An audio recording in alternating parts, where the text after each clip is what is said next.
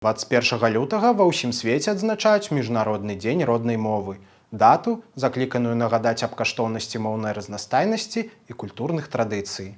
У гэты дзень жыхары Смаргоншчыны далучыліся да штогадовай дыктоўкі на роднай мове, каб праверыць сваю пісьменнасць і падтрымаць мову продкаў.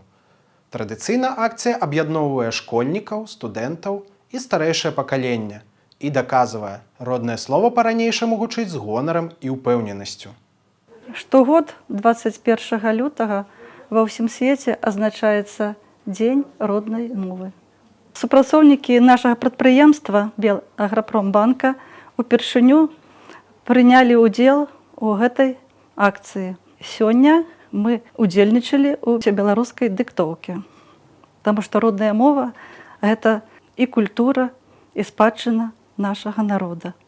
Мы павінны любіць родную мову, знаць родную мову, паважаць яе, каб нашы дзеці, нашы ўнукі заўсёды помнілі свае карані і сваю родную мову.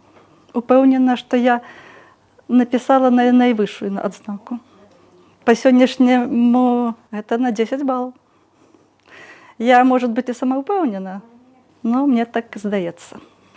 Наше пакаленне асабова, яны памятаюць сваю родную мову, мы вучылись на роднай мове, мы размаўлялі на роднай мове і хочацца, каб гэта і зберагчы.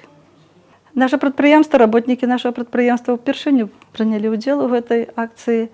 Нам вельмі спадабалось і хацелось бы, каб мы яшчэ раз паспрабавалі свае сілы і паўдзельнічалі ў гэтай дыктоўкі.